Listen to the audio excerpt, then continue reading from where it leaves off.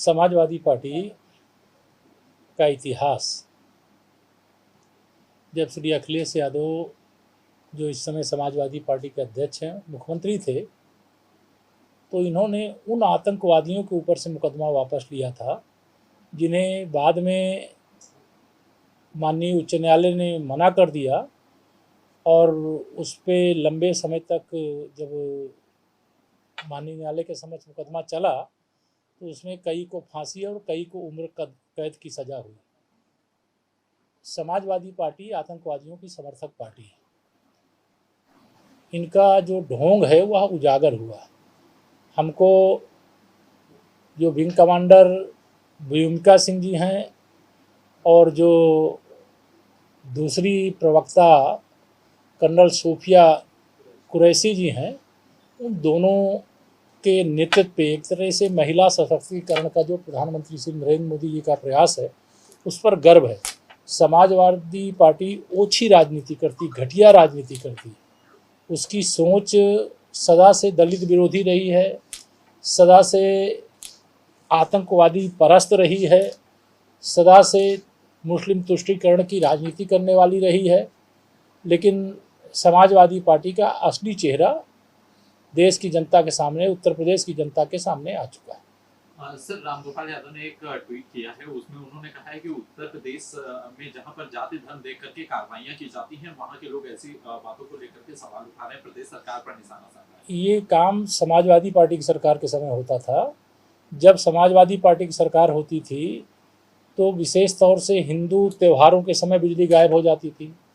हिंदू धर्म यात्रा जो चलती थी, तीर्थ यात्रा जो चलती थी, चाहे वह कांवरियों की यात्रा हो, चाहे रामनवमी की यात्रा हो, चाहे दुर्गा नवरात्रि की पूजा का हो, ऐसे समय उसमें व्यवधान डालने का काम किया जाता था, चाहे होली हो चाहे दिवाली हो।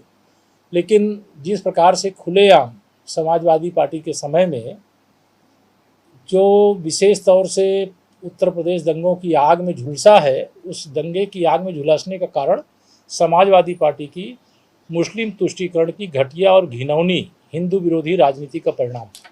सर, कांग्रेस ने ऑपरेशन सिंदूर पर सवाल उठाया। उन्होंने कहा है कि 3-4 जहाजों को भेज करके वापस लौटाया गया। उन्हें ऑपरेशन सिंदूर पर संशय नजर आ रहा है। कर्नाटका के विधायक हैं। इस देश की जनता को कांग्रेस पर ही संशय है, कांग्रेस के नेतृत्व पर संशय है।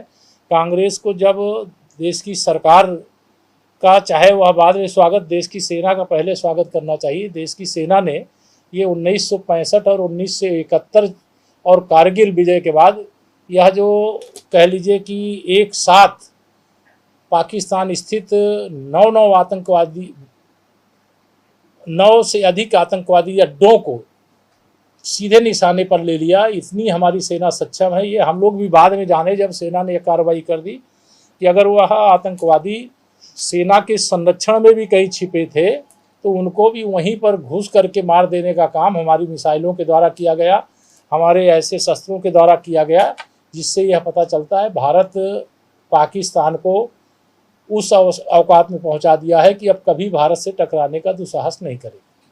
सर, मोदी सरकार जो है वो एक योजना बना रही है जिसमें वो विभिन्न जो राजनीतिक दलों की पार्टी के नेता हैं, जो सांसद हैं, उनको वैश्विक स्तर पर भेजेगी, पाकिस्तान का जो सच है उसको साबित करेगी। ये अच्छी बात है। देखिए, माननीय प्रधानमंत्री जी सदा चाहते हैं कि जो देश की यह बहुत बड़ी उपलब्धि है, जब एक तरह से भारत के खिलाफ चीन भी लड़ रहा था, टर्की भी लड़ रहा था, एक और कौन अजरबैजान है वह भी लड़ रहा था, पाकिस्तान तो लड़ ही रहा था, एक तरह से 4 देश संयुक्त रूप से मिलकर के लड़ रहे थे। ऐसे समय में भी हमारी सेना ने संयम के साथ उनके सारे जितने भी शस्त्र के साधन थे उनको तहस नहस कर दिया, और तहस नहस करने के बाद भारत का तिरंगा, भारत का मान सम्मान दुनिया में बढ़ा देने का काम किया। और देश के माननीय सांसदों को अगर